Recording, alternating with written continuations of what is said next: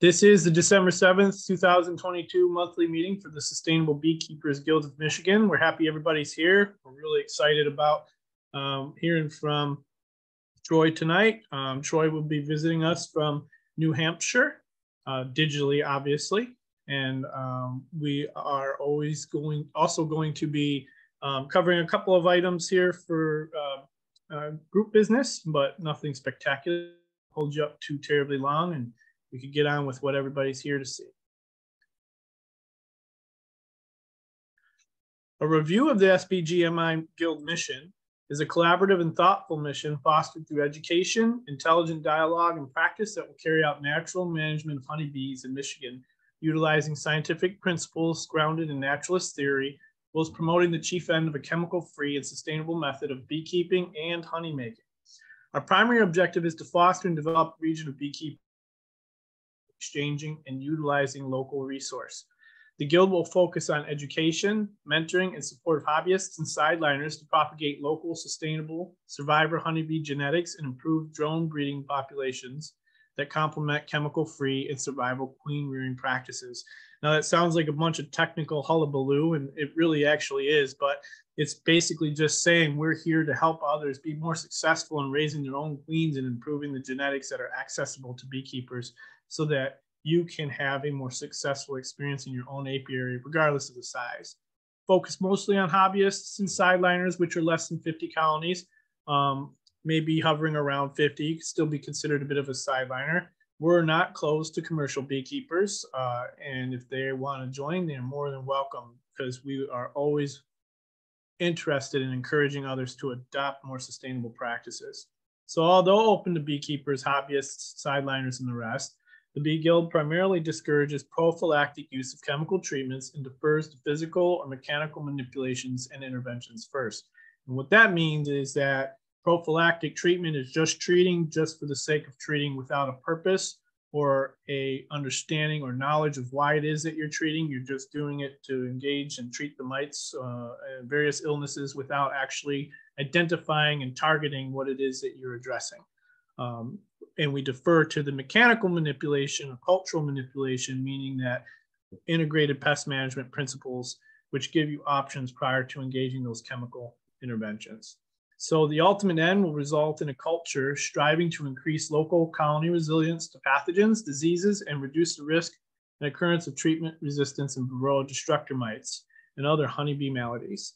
So we're in it for the long haul. This is a tall order. It's not something that can be achieved overnight, and there's more brilliant minds than mine and many others working on this issue. But if we're working together to accomplish these things, I think we fare a far better shot at being successful.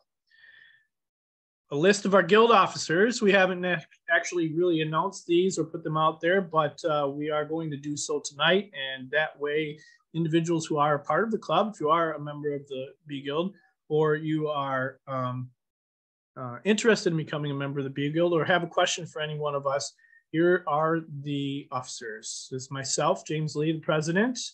The vice president is Kyle Van Wagener. I don't know if he's here tonight. Our science chair, Matthew Kobe. The treasurer is myself, is still a vacant position. Member at large is Joe Kolb, and he's the local member at large. He is in Michigan, and he serves the function for local membership and those that are local to the area and the region. And we have a virtual member at large, largely responsible for those that are not necessarily stateside or not necessarily local to the southeastern Michigan area. And he can provide input and feedback from that perspective for that particular group of members. And our secretary is also here tonight, Angie Ziegler. Welcome, everybody. So glad you guys are participating and helping us out.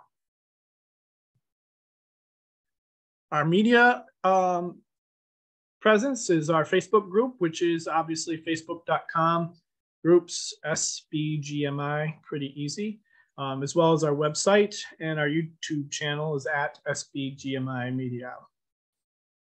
I want to let everybody know a little bit about our annual virtual winter conference. This is our second conference coming up on February 25th, 2023. We are offering quite a bit of excellent speakers and topics. We have John Harbaugh, who, if you are familiar with queen rearing and breeding at all, in varroa-sensitive hygiene, you will know that Dr. Harbaugh is a bit of the, as they say, granddaddy of VSH, and worked at the USDA Bee Lab in Baton Rouge and kind of discovered the varroa-sensitive hygiene and its various genetic indicators, and helped kind of propagate that and further along that particular genetic set. And breeders and beekeepers everywhere are learning more and applying this principle more and more and using these genetics in their own apiaries to help fight the varroa mite. And the best thing about this talk is that, you know, in my discussions with John is really excited about sharing with everybody how you can implement these practices in a non-laboratory fashion. You don't necessarily have to have a microscope and all the lab equipment to implement the principles behind raising varroa-sensitive hygiene stock in your own personal apiary. And that is really exciting because it makes it accessible. And again, the more beekeepers that are doing this, the better your chances and the better the genetics in your region will be. The more people you can get to do it, your neighbors, and sharing queens with each other, again, the better your odds become. You can obviously take a look at the rest of the individuals on there. You've got Natalie B. from the Hayes County Beekeepers Association in Texas and the Be Mindful Beekeepers. Adrian Quiney will be visiting us again from last year. We have Michael Bush, Dr. Underwood, David Peck, Les Crowder. So I'm really excited. We also have quite a bit of sponsors who are offering items from their offerings to door prizes for those who register. And when you register, you get an opportunity to win one of these prizes. So just a few honorable mentions there: Flannery Ridge Honey, Kobe Apiaries, Northern Bee Books, Cold Bee Farm, Stevens Bee Company, Miller Bee Supply. And a special thanks to the Michigan Beekeepers Association because they've been helping us put the word out about the conference. We're so excited for that. So for tonight, if you're here and you're listening to the recording live, we're offering you $20 off your admission to the conference. And that will be good until midnight Eastern time tonight. If you use the coupon Bees for Life in the checkout, it will zero out, or I'm sorry, we'll give you $20 off your membership, your registration, and you get an annual membership to the Bee Guild as well. No obligations. You might get some emails from time to time, but you get access to all the videos, the meeting videos, the conference videos, and the various other opportunities that we have, like queen bee orders, doing group club orders and things of that sort. So I will stop droning on and offer you a synopsis of tonight's guest. Troy is from Plainfield, New Hampshire, manages 650 colonies, give or take, 300 to produce honey, 350 nucleus colonies to overwinter for replacement and sale, and he raises over 1,200 queens in a season.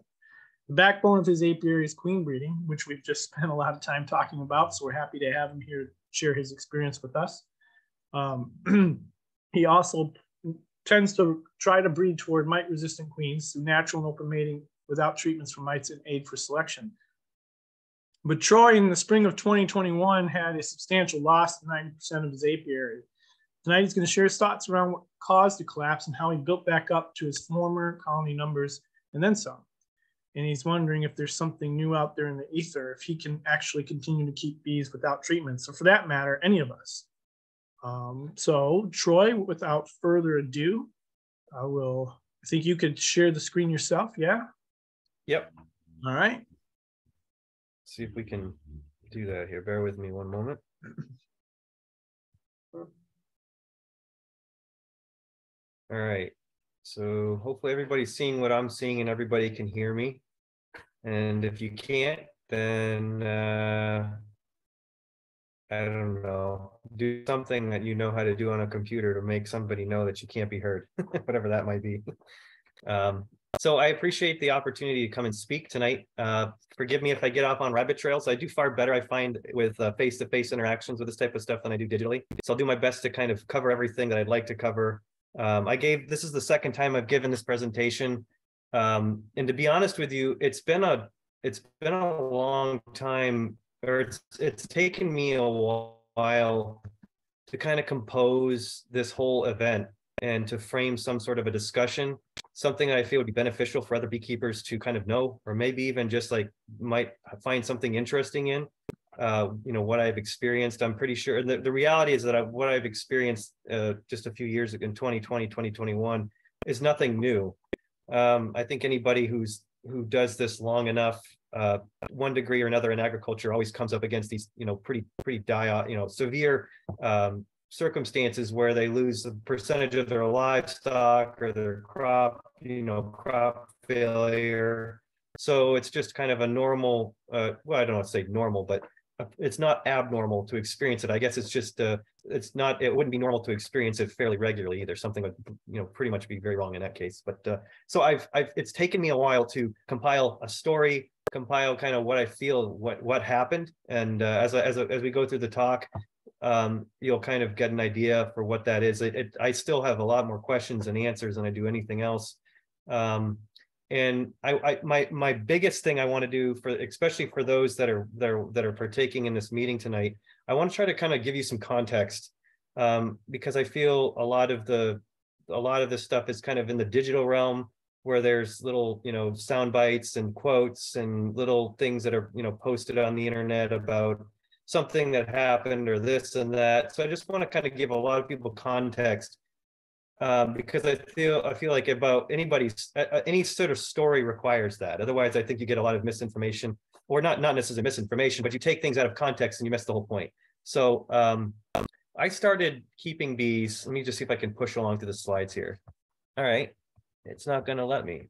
Bear with me one moment, guys.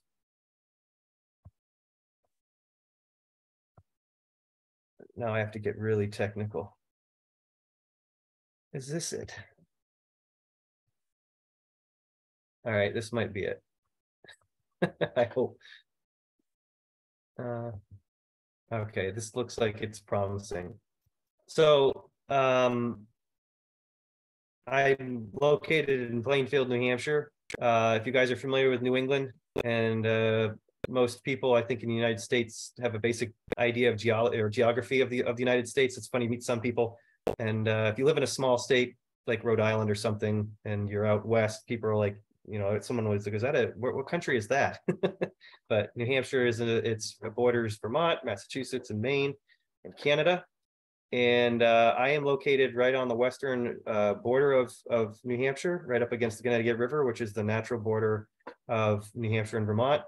And I live in what's referred to as the Upper Valley region. So it's kind of like this north-south kind of expanse of the Connecticut River, probably encompassing maybe a couple hundred square miles or something like that. I could be wrong, but it's a great space for bees. It's actually kind of been overlooked. The best locations for commercial, or just like bees in general, when it comes to pollination or pollinator-friendly habitats that are just really, really kind of renowned in some ways, would be the Champlain Valley of Vermont, which is about, as a crow flies, it'd be probably an hour drive for me, but it's about an hour and 45 minutes for me to get to like Addison County or any of the southern kind of central counties of the Champlain Valley. And that's probably like the cream of the crop when it comes to like an environment to produce honey, or just for bees in general, pollinators. It just seems like the conditions are perfect there. Lo and behold, though, the Connecticut River Valley where I am is also pretty good. It's a narrow strip of land, obviously right in the Connecticut River. We have really sandy, loamy soil, hardly a rock in it if you're at the right place. Like here on my property, I could dig 20 feet down and probably, you know, I have yet to find any rock where I'd need anything more than like a spade shovel to move it or something. So the conditions, the environment here is pretty good for bees. And I started keeping bees as a hobby right out of high school. So I started in 2005, and just kind of grew this whole thing into what it is today by kind of chance. I never really fully I always tell people I never intended to be a beekeeper for vocation. It was something that I could just consider to be a hobby. And I started this with just 2 hives, and it grew into 12 to 20. And at around 50 colonies, I started to kind of be my passion for bees was very much there still. And I had a full-time job on the side. Oh, bear with me, guys. I want to make sure everybody's okay. All right, I'm in the middle of a meeting, guys. I'm in the middle of a meeting. But you're okay? No, where's mom? No, I need you guys. Here. Famous last words. Where's mom?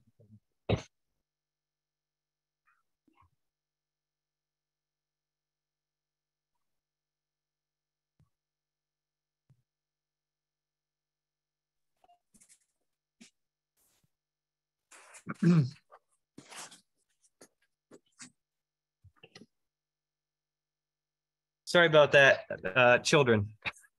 It's okay. You're fine. Take care. You gotta take care of what you gotta take care of. Yeah. So, anyways, where did I leave off? The context. So, what kind of how I arrived at where I'm at today? The time frame the kind of give you guys time. It was around 2006, 7, 8. Kind of like was the influential period of like, you know, if you give some history and some context, what was happening in beekeeping then. There was a lot of still like the whole idea of overwintering nucleus colonies was very new to a lot of people, and it was a concept that a lot of beekeepers just kind of brushed off. So I had befriended people like Mike Palmer and Kirk Webster, and I had the opportunity to actually kind of like not the opportunity, but just kind of like the fact that I found out, you know, that they just lived a few hours from me, I could just drive up and pay them a visit and work with them and kind of get hands-on experience on like what they're doing. That whole thing was just motivating to me, like what the possibilities were. And I was just, to be honest with you, it kind of blew my hair back that these men whom I kind of like looked up to at the time and still do, were making a peaceful living with bees. And it was something that I never had seen or experienced anywhere else in my life. Like that you could be this, you know, small little farm to, you know, where it was centered around a particular, you know, the fact that there was this crazy livestock like honeybees, and you could make this nice little living, and you could provide for your family, and you could do your own thing, and you could be working out in nature. So that whole concept really is what set me off to pursue this path of you know, doing this for more than just a pastime.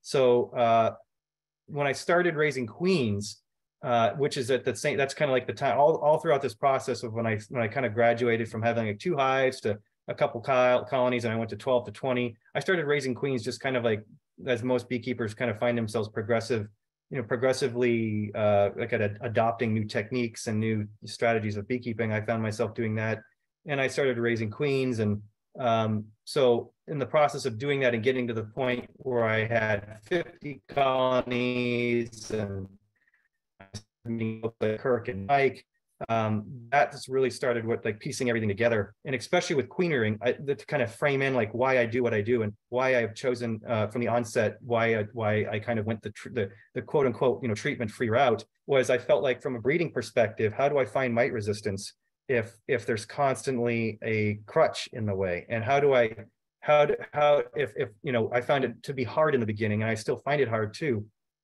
If I was to treat just some, I might as well just treat them all, because at certain times, especially when you start managing hundreds of colonies, it's hard to not just go through. You can, and it's hard. And the thing with IPM, right? Like, you know, if you're gonna take a sample of 10% of a location of an apiary and base your treatment paradigm off of 10% of a population, and you're looking for resistance is going to be found in a small percentage of that. So you're going to overlook a lot of resistant stock, and you're just going to go ahead and treat everything, which is, there's nothing wrong with that. But again, my conviction was to find the resistance, you know, those colonies that had the ability to deal with mites on their own. And I felt the best way to do that was to let everything just kind of stand as it is without any sort of a crutch. Let the water kind of wash over the grain, if you will, and let that grain be raised to make a pretty easy assessment of what I needed to pay attention to every season.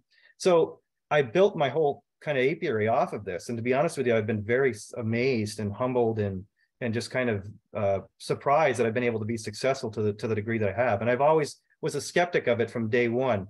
I think the biggest thing for me that really proved out that this is more than just some big pie in the sky thing was actually meeting Kirk and going and visiting his apiary, seeing that Kirk was more than just, you know, a guy who wrote articles and kind of was this, you know, writer that, you know, had a few beehives and he just kind of made most of his presence, you know, with writing and ideas. But when when I met him in person, he was a real deal. I mean, he was a beekeeper first, and he wrote about his experiences as a beekeeper second. So that I had gained a lot of respect in that, the fact that he was pursuing this paradigm that was on the fringe of the industry, and that he was successful with it, was more so than what was surprising to me. So I figured if he can do it, by golly, I can at least make a stab at it here where I'm at. And like I said, my main motivation, I think, is where it's lost on a lot of people with when it comes to this kind of like this whole like just where when people say treatment free, their hackles go up, and rightfully so. But the reason why I set out to do this without treatments was for the sole purpose of breeding. I find to each their own, right? But for me, that I always try to articulate that to people. It's not like I feel like this is a superior way of doing things, but if you're looking for the results of a specific thing, the best thing to do for me in this case is to forego treatments for the sake of finding resistance, and at the same time keeping that pressure in the apiary to develop resistance and to sustain it. So anyways, I'll just move forward here. I started in 2010. That's when I was at the point where I had around 50 colonies. And at that point, I was going to say, okay, I'm pursuing full-time beekeeping. And it's grown from, from like 50 to today, where we had around 300 colonies that produce honey, and 350 nucleus colonies. We all raise around 1,000 to 1,200 queens. And it's kind of amazing, like looking back at every season and thinking, wow, in just a few short weeks, it feels like, from late May until pretty much late June, mid-July, excuse me, late July or mid-July, that many queens can be raised. And it's a blur. If anyone's, I mean, there's plenty of people hopefully watching, I'm assuming tonight, that are in the same process of queen rearing on this scale. And it's just so intense. And at the same time, there's a lot of reward that comes from it. I will never go back as long as I'm a beekeeper. I think that the biggest mistake any commercial enterprise, and I say enterprise, lightly, but any sort of professional beekeeper, and any sort of beekeeper, it doesn't have to be professional, but those on a small scale that have a desire to raise queens, by all means, raise some queens. Please do yourself a favor. And especially as in my case, where I do this for my livelihood, to rely on somebody else's expertise of raising my stock, if you will, I understand why a lot of people do it, but I think it's rather foolish. So I'm always kind of one to kind of just say, like, it's the backbone of why I've been able to do what I've done and be successful to the degree that I've been successful. So I built my apiary upon a breeding program without the use of any treatments, which I've emphasized. And the key to my success is based upon, and you guys have, probably a lot of other people have talked about this management when it comes to having a kind of three-tiered system. In my apiary, it's based around the management of, three categories. It's queen breeding. So I have mating nukes, which is not necessary, but I have mating nukes for the sake of, for effectively catching a lot of queens in a short amount of time. And then I have honey production colonies and nucleus colonies. Essentially, you could do all of this with just the two subcategories. If you're looking for honey production and nucleus colonies, you could just kind of use those two categories and forego mating nukes. I always tell people, when it comes to like specialized equipment, you really don't have, for me, I feel like mating nukes are kind of necessary until you start, catching, over 300 queens in a season. And at that point, it's becoming a time constraint. So it's nice to kind of have a system where the queen be on small frames, smaller combs, to locate them more readily and more quickly, to get as many, especially if you got to go through a lot in a day, you can find a lot more queens on smaller combs than you would standard. So, and I want to emphasize just this little break for me lingering, babbling on here. If you guys have questions, I actually kind of feed off of questions nicely. So if you guys have any questions so far, please speak up, and I'll do my best to answer them. See if I can move forward here. Oh boy. For whatever reason, it seems like the slides get froze. Let me see if I can find. It's all right. I mean, you'll get it working. If anybody has any questions for Troy, if you can't access the microphone, or you might be microphone or camera shy, feel free to post your questions in the chat. I'm monitoring the chat, and we can always offer them up to Troy. There we go. Be able to be sorry, do it yourself too. So we got a couple questions if you want to take care of those right now. Yeah, yeah, by all means, fire away. So Dennis Talbot is asking, how many mating nukes do you run, Troy? This year we're running there's 2 yards that I run, and they're about a half a mile from each other. I have around 100 drone mother colonies in and around these 2 mating yards, so that they're pretty well saturated with the targeted drones. To get right to the question, though, to the answer, there's 2 yards. 1 yard has 200. This year had 200 new mating nukes. The other yard had, I'd have to do the math, it had probably 170, 180 or something like that. So altogether there's, what's that, 350 to 380 or whatever that number comes out to. And that, yeah, so to answer, I guess not to linger with any more than just to answer the question plainly. And then Joe Kolb is asking, are you treatment free with just the breeder colonies only, or all of your hives? Good question. Traditionally, I have been treatment free with everything. In 2021, I was using Formic Pro on, and I'll explain all this as we go forward with the discussion here. I was using Formic Pro on production colonies and on nucleus colonies that were having any sort of signs of high kind of mite loads. So yeah, so it's kind of with what unfurled. I'll unpack that too as we go forward. So that, just to answer your question, no, traditionally I've always been 100% no treatments for mites on any colonies.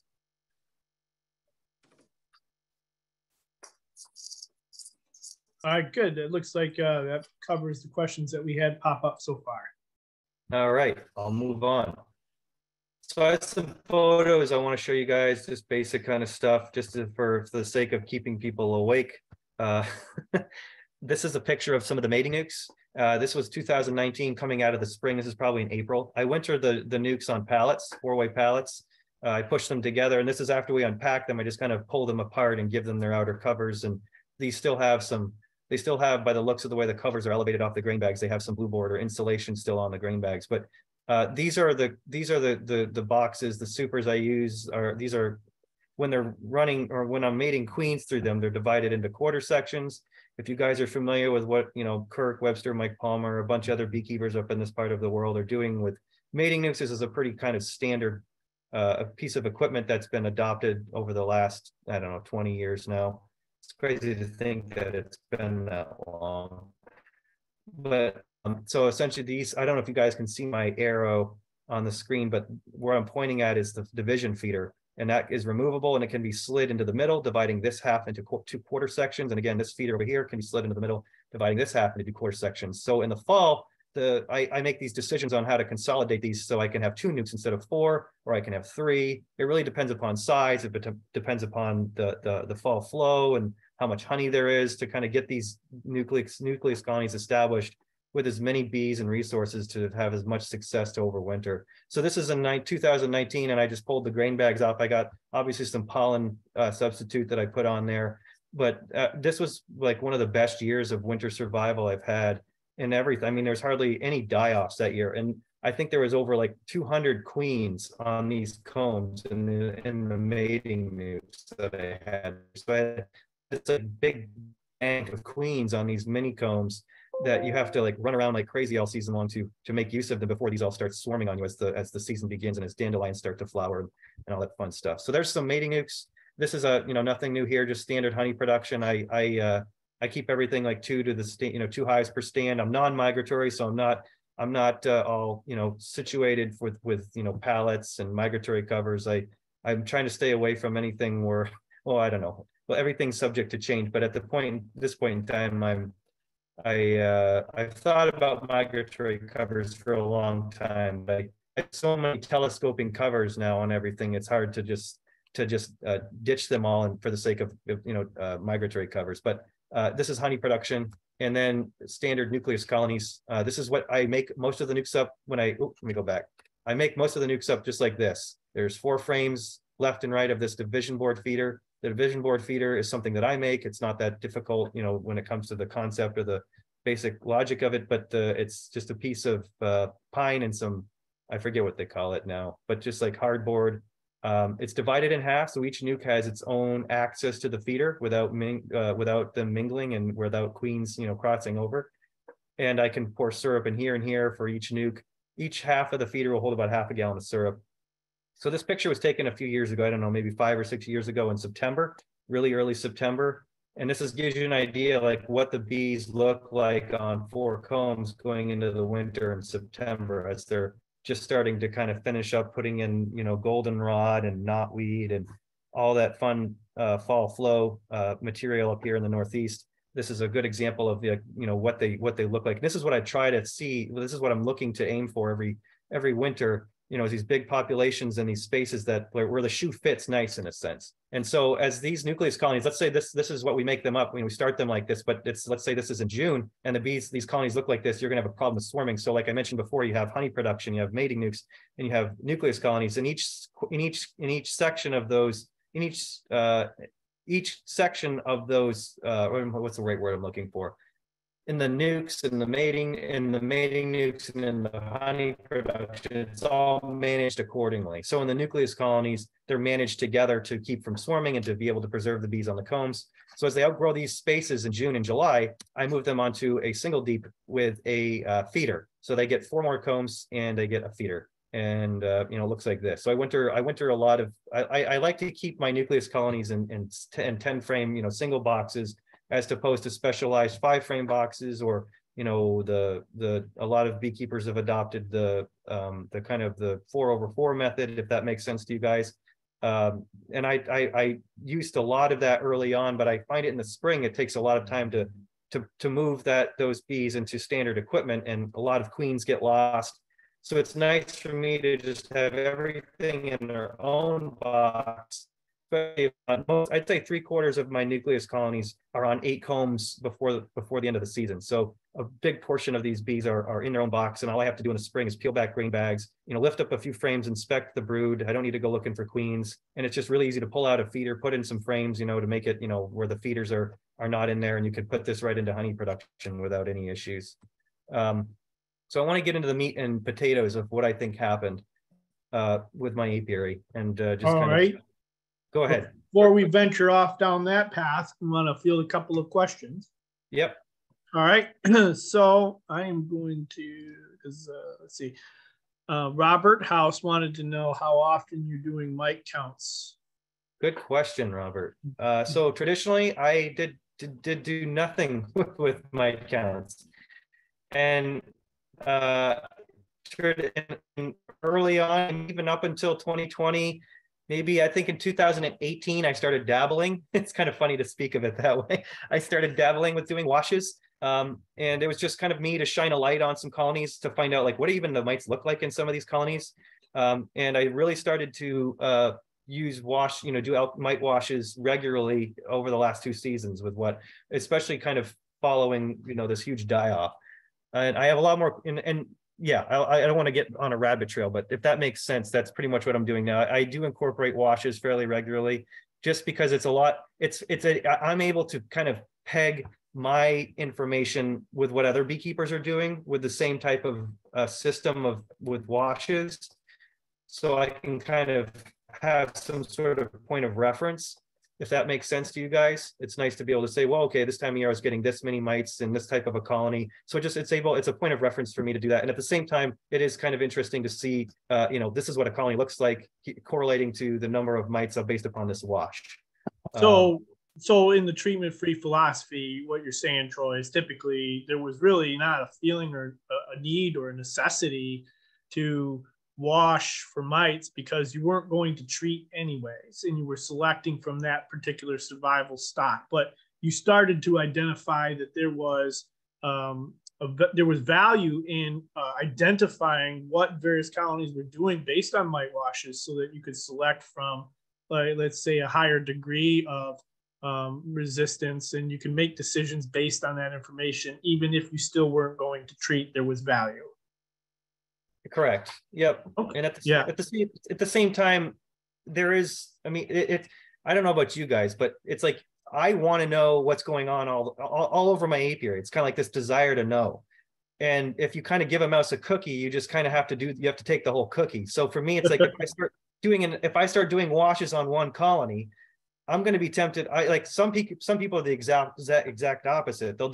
They just want to do as little as possible and just make as little information as possible. It's like, well, how little do I need to do in order for me to feel justifiable to do this? And it's like, well, sometimes when it comes to washes, I found I would like to just know every single status of what's going on in every hive, because like I said, in my history of doing this, I've found that true mite resistance is only really present in a small percentage of the colonies. So I don't want to overlook that small percentage for the sake of trying to find out what that is, what those colonies are doing, and at the sake of, at the same time, trying to figure out how to effectively propagate that into the majority of the colonies that I manage.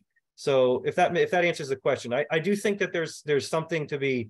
I have found it to be very useful for doing washes, so I'm very much for it. But I think on my scale as a commercial operation, it is very hard to find that balance of being effective with it, right? Because of time and management. I don't have the time to do 100%, do an alcohol. Like my hat's off to Randy Oliver. I praise him up and down that he can do, 1,500 colonies. It's like, I just can't do it. I just don't have the bandwidth to do alcohol washes on 100% of my colonies. So well, Randy's got a couple of older boys that are that.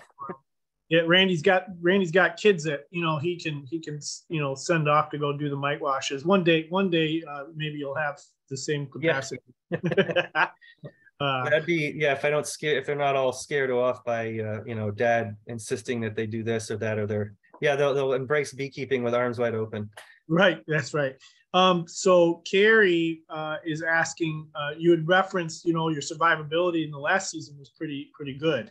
And she was wanting to know have you ever averaged out what your losses are being a beekeeper, treatment-free beekeeper? Like you said that you've been keeping bees treatment-free since, was it 2005-ish, 6-ish? Yeah, so when I started keeping bees, I was not treatment. I mean, I'll be honest with you guys, I have a hard time with treatment-free, just the term of it. Sometimes it just bugs me because it's like we separate these kind of ideas, and it makes sense, but I was not treatment free when I started keeping bees. I was, I began with no basic understanding. I mean, I started just by the book, right? The book said treat, I treated. And I really started to venture onto my own idea of what to do with my bees, probably in 2008, 2009. That's when I started to say, hey, do I really need to treat? I'm raising queens. I got all the stuff. I got the infrastructure set up to accommodate for the mitigation of risk, if you will. So at that point in time, I started to take the step out and to say, I'm going to forego the treatments. So what's your average survivability been then over that time? Yeah. Considering the nuances over that time period, what have they been like? Historically, from like 2010 to 2000 until like this last big die-off, I would say I could put the numbers together and get like a hard percentage, but it's going to fall between 35 and 40%. Losses. And correct, mortality across the whole operation. And this is something that I think some people don't understand, and it's kind of it's like the perfect percentage of bee loss for me is 35%, 30%. And it probably might not make sense to a lot of people, but from my perspective, where it's like, I'm a one-man operation for the most part. I have some helpers every year, but where most of the work is done in-house, and I'm kind of doing a lot of different things. With 35% mortality, I have a lot of empty drawn comb to put back on the bees that are like going gangbusters, and to just stay ahead of that population that is coming through to pick up and carry the operation, the apiary into the season, if that makes sense. If I had 80% survival every winter or every spring, I would be buried in bees. I mean, I wouldn't know. I mean, call me maybe a piss poor beekeeper because of that, but it's like if I had that much survivability, I would be. I guess at that point, that's kind of what happens. Like you start having all these resources, the resources you can generate into revenue, and you can hire people to manage things, and then your operation grows exponentially like that. But I'm not out to kind of make an enterprise, with bees. I'd like to be able to stick with this on a small, kind of more oriented to the small family farm kind of model, non-migratory, if you will. So for me, having a bunch of empty equipment is nice to be able to utilize and put back on the bees that are coming through, that are So really, ahead of the game. there's a bit of a silver lining to the losses, but even then you're still kind of chugging along on average there. Yeah, and that's I sometimes try to pay attention to the national average, and it's when I find out that my averages, and even if I have a bad year, like a bad year for me historically is like 50%, right? Or even 45%, you start to feel the sting of that mortality a little bit more because you can't sell as many bees in the spring, and you kind of have to, spread around. You have to stretch the resources over more space sometimes than what's needed, or you just feel like there's a little more pressure to kind of fill in the void there with a higher loss around 45-50% mortality. But when I found out that the national average was whether it's 35-40% or whatever, I was thinking, what the heck is going on? Where's the it's an interesting thing to kind of behold, but it's like, well, wow, I'm not that far off the mark in the long run. But at the same time, there's a lot of people that are doing this without treatments, and they're completely losing everything every year. So I'm not stupid to that either. So I'm always very slow to prescribe this paradigm to people that have no idea with what they're doing with bees. I'm not one of those people that want to go around and just kind of set somebody up for failure, because I think that happens a lot of the time. And especially in my location where there's really not much of an opportunity to utilize, feral populations or swarms. There's hardly, if you get in my location, all the swarms are from managed colonies for the most part. And some years we don't really get a lot of swarms. So that kind of takes us around the corner here, and gets in the arena of the bulk of the meat and potatoes, if you will, of the talk about the mortality issue. So I've got quite a few other questions in queue, but I think they'll be more relevant as you progress through the talk. So if you want to go ahead and start in on what happened. Yep. So like it's mentioned, some interesting things started unfolding before me in the kind of late summer, early fall of 2020. To kind of paint a backdrop, we had a very severe drought that year. So the bees are already stressed enough nutritionally.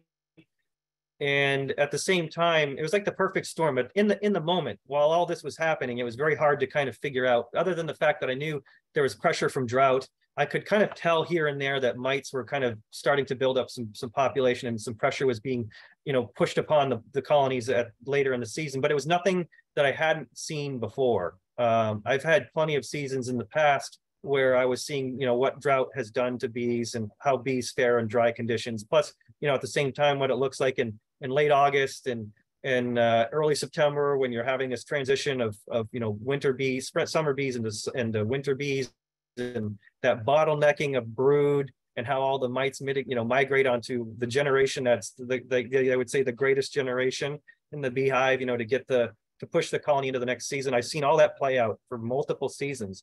But something about what happened in 2020, 2021 was completely different in a way that it was just widespread.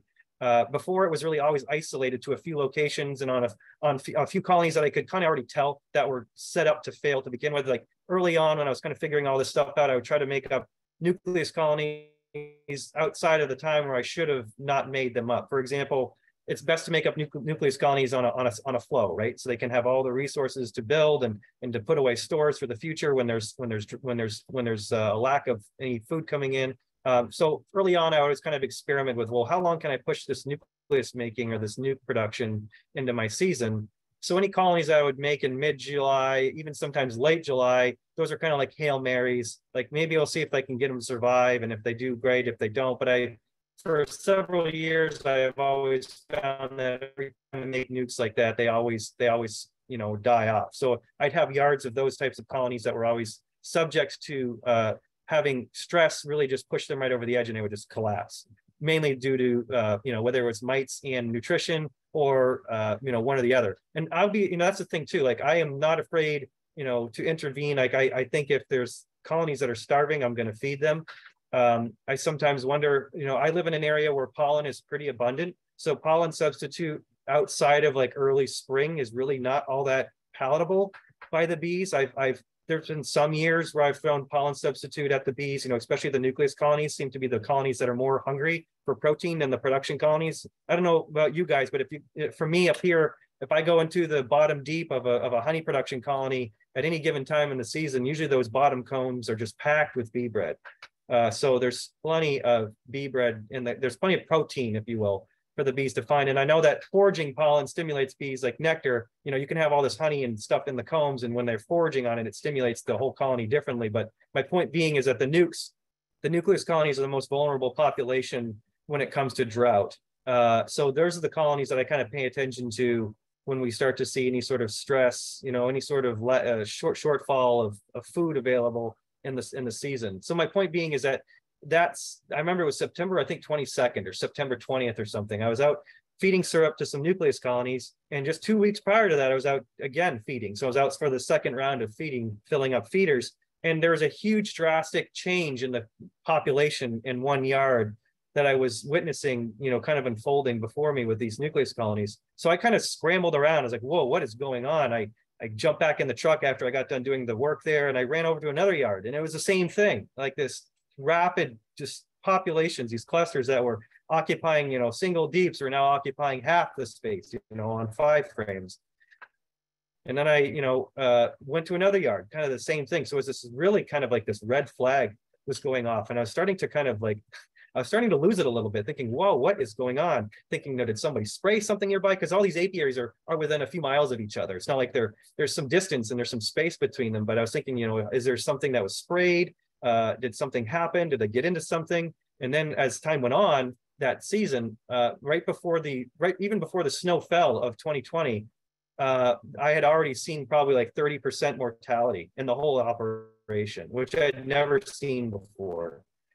Again, most of the bees, if I did have any mortality, and this is kind of the thing with, you know, mite bombs that I always kind of was skeptical. Like, I don't discredit mite bombs. I know it's a real thing. It plays out. But at the same time, I never seen like like if I saw any colonies dying in big fashion, it was usually they die off in cluster in the winter.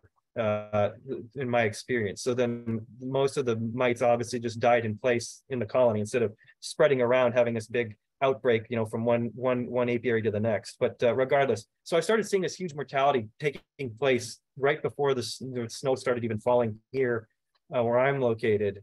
And what it was like, I don't know how to describe it. It was being that I'd never seen something like that before, I felt really vulnerable. And it was almost like, oh yeah, this is what I've always been waiting for. You know, I kind of fell back on this. Like from the onset of doing this, is like, at some point in time, I'm probably going to have my butt handed to me. You know, why wouldn't I, right? So when this kind of arrived at my doorstep, I just kind of said, yep, here it is. So what do I do? And then I started thinking, well, what's going on? And like I'd mentioned here in the notes, you know, what I could kind of experience and just by observing was that there was this bottle, like every season when you have a contraction, right? When it's stereotypical kind of growth curve of mites and bees, when you have the onset of the, you know, summer bees dying off and a mite population that's still gung-ho strong, they all kind of funnel into that little place in the colony that is trying to raise the population that's going to get the whole thing into the winter. And that happened. Plus you had the stress of nutrition. And at the same time, I think, and this is where I'm really kind of trying to open up and communicate with the beekeeping community at large. Bear with me, guys. Can't get a moment's break around here. There we go. Trying to figure out what's going on. So what I want to emphasize is that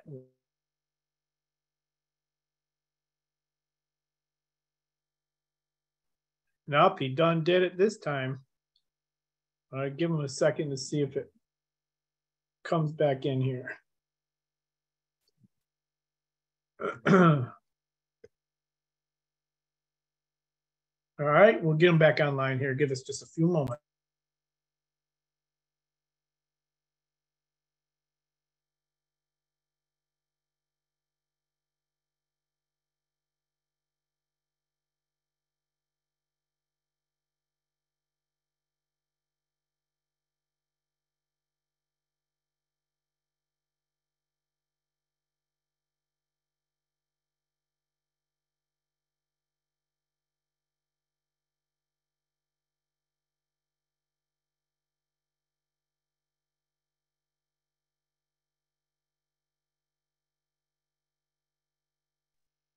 All right. So some of the questions that came in while we're waiting for Troy to come back on.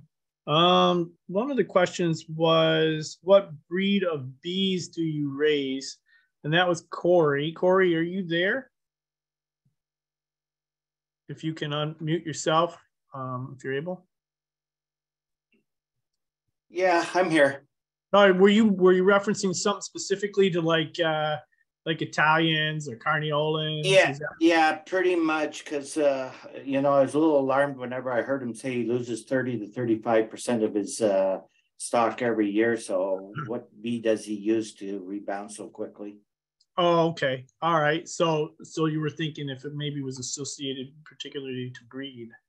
Yeah, Troy, something that broods well, obviously. yeah, Troy, Corey was asking a question regarding what particular breed you use, if you have or a specific race, if you will, of bees, Yeah, like no. Carniolans or. So by letting the cream rise to the top, it was pretty easy. I never picked out, like, I never was like, oh boy, I want to breed Italians, or I always was kind of partial to a darker strain or darker phenotypes, because it just was easy to identify. For me, it was easy to identify like targeted matings easier that way, because there's so much Italian pressure and packages that if you could maintain a darker strain of bee, then in an open mating scheme like I have, it's easy to kind of maybe put some sort of assurance that the matings were actually kind of doing what they should, if you can maintain darker phenotypes, darker colors. So by selecting from those that survived and thrived, my bees kind of just became darker. So to answer the question, a lot of Carniolan and a lot of Russian. And obviously the Russian that I brought in is, I brought in some purebred stock from the breeding program, and at the same time just hybridized stock from other beekeepers who had success with similar, management and in a similar climate.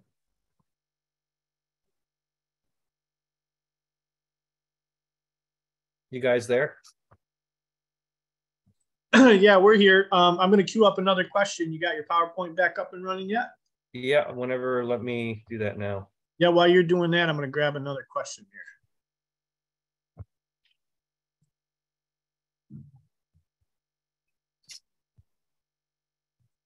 So this one comes from Michael Coppola. Wanted to know if you rebuild with just the surviving colonies, or do you end up bringing in packages and nukes? Oh yeah, that's to be. I'm going to talk about that. Yeah, all right, good. So we'll cue that. Well, that one will get asked and answered. And then I don't know. Go ahead, Troy. No, I don't want to interrupt. Go ahead. Oh, Anthony, you asked a question about the types of bees he's using. I think he's going to answer that. He's going to cover that. So I want to just make sure you know that we got that question in there as well. And yeah, I think there's a couple of other really good questions that we'll queue in there once you get through some more of the presentation. All right. Are you guys seeing the screen? Thank you. Yeah. I apologize. And it's funny, I live out and I'm not that far off the beaten path, but it's like I was telling James the other day, it's like I'm a step above dial-up. So my bandwidth for the internet is fairly unstable. So I apologize for losing everybody. We'll do our best, I guess. So I want to just get right back into it. And for the sake of time too, I'm just going to kind of push forward a little bit. And this is, to be honest with you, in my whole time of being a beekeeper, the idea of being transparent is kind of an interesting concept, especially around any sort of hardship with bees, and especially on a professional level. And I say professionally with humility, right? I'm not just saying people that are doing this and making some sort of, like me, or I'm making my income, my livelihood from it, but professional. It could be professional in composure, professional in their, intellect with bees, professional in their management. So people who are kind of, we just take this seriously. It's like bees are a part of who we are. It's our lifestyle. When I say that, so anybody, it feels like anyone over the time that I've been doing this, it feels like the transparency with hardships in agriculture, and let alone with bees, is always kind of, kept close to the vest. And a lot of people don't like to talk about it. They just kind of, oh yeah, I heard that you had a hard winter. Oh, or a hard year. Yeah, that was a bad one. And, they don't really, and it's rightfully so. It's kind of it can be shameful for a lot of people. But I wanted, from the get-go, I wanted to kind of be on like this. I wanted to have some sort of an example for anybody else who was crazy enough to follow after what I was doing or what I've been doing, I wanted to be transparent because at the same time, you know, I'm always, like I said, I'm always a skeptic. So I'm always trying to prove to myself that some things that seem to, when people say it can't be done, that it can be done. And at the same time, be transparent with it so that it's not like this, yeah, everything looks good, nothing to see here, nothing behind the curtains happening. But so when this happened, I was thinking all along, like, how in the heck am I going to be even able to talk about this? Because it was just it was kind of an emotional toll that was deeper than I thought. So that's my whole thing, is just to kind of come out and just be honest about it. Yeah, I lost a lot of bees, and if you're if you're a respectable, decent beekeeper, you should be able to come out of it and get built back up. And that's part of the story I want to share too, is the loss plus what I was able to do based upon my experience in the past with just basic management and husbandry with bees. So in January and February of 2021 into 2022, I had to make a decision. And to answer the question I was stated from someone else, I had to buy bees. And here was the biggest dilemma that I sat for like a few weeks, because I couldn't wait too long. Because as you guys know, if you buy bees, you gotta buy them early, and you gotta buy them pretty quick. Otherwise, you kind of get the crumbs, if you will. So it's been probably since 2008 or 2009 since I bought bees into my apiary.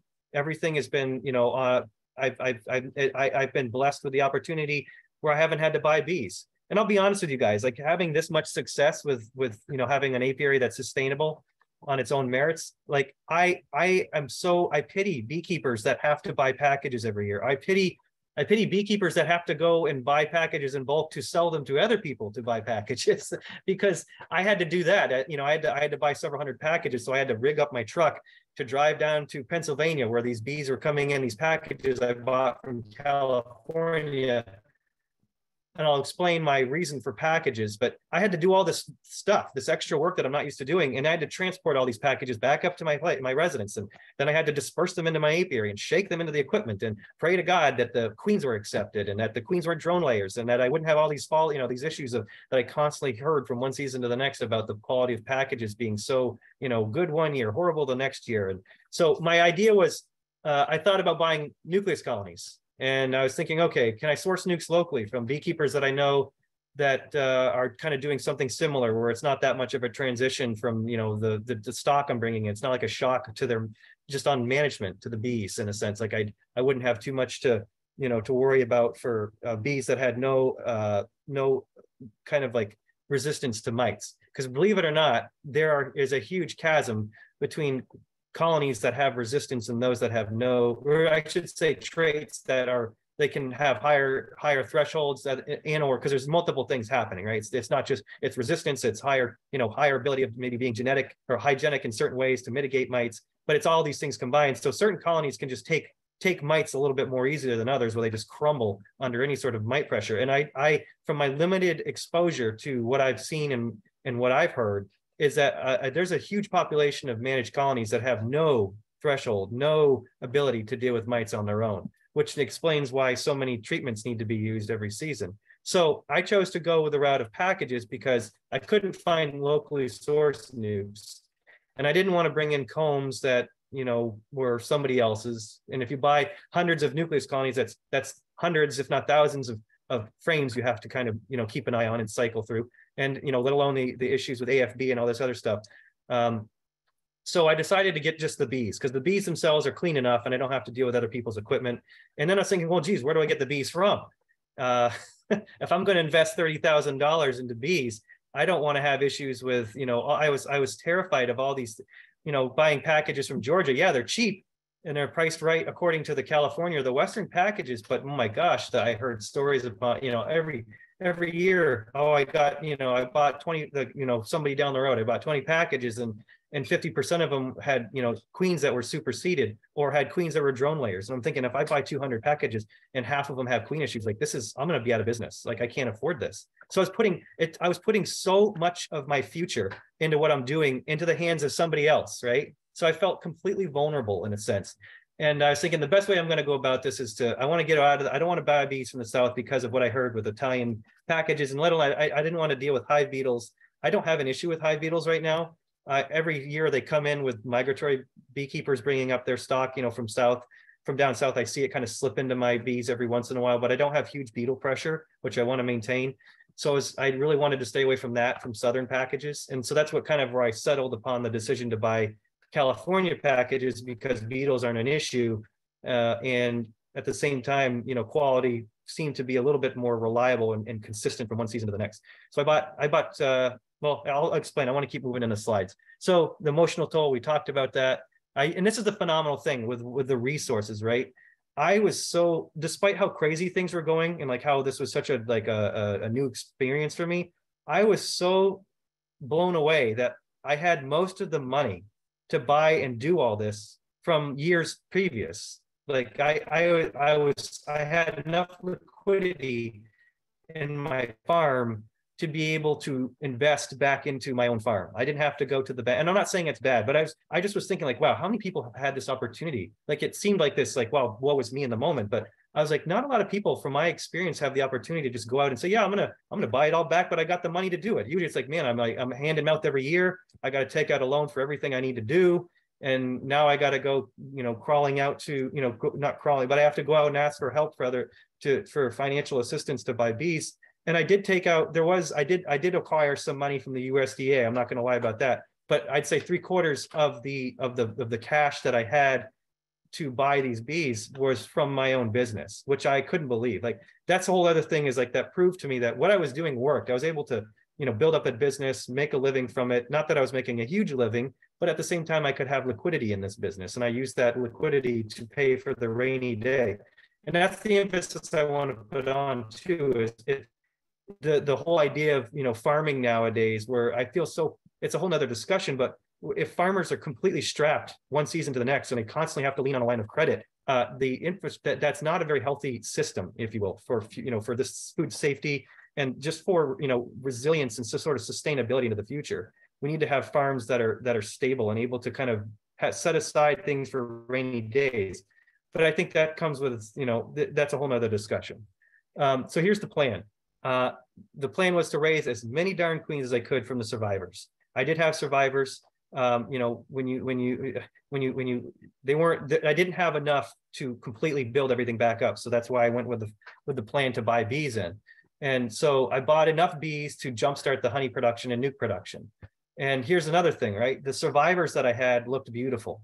That's the thing that really, it was the silver lining in the sheer like black hole of empty equipment that I had with all the bees that died, is those that survived were just looking at me like nothing ever happened. And I was like, what is going on? Like, that was so bizarre. So this is where I got serious about doing washes.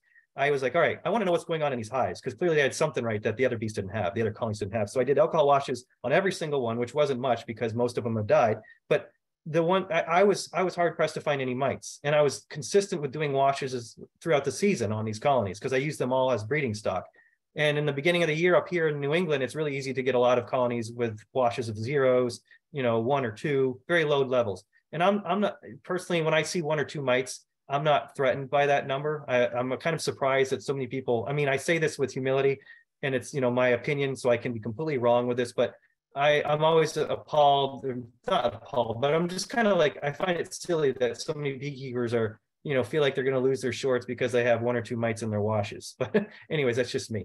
And my actions and the result of my apiary speak for itself, right? So the survivors look beautiful, and most of them had hardly any mites throughout the season. I think there's 2 breeders that maintained zeros throughout the whole season. And then the rest of them, kind of, believe it or not, they all were below threshold. They all kept mite populations below 3%. Some of them were just above 3%, around maybe out of a half cup of bees, there'd be 4 or 5 mites in there in a half cup. But then that's in September, late August, with so it's like these colonies went the whole season without huge buildup of mites, which is phenomenal. It's again, it was a silver lining in all of this. So what I bought was 200 California packages.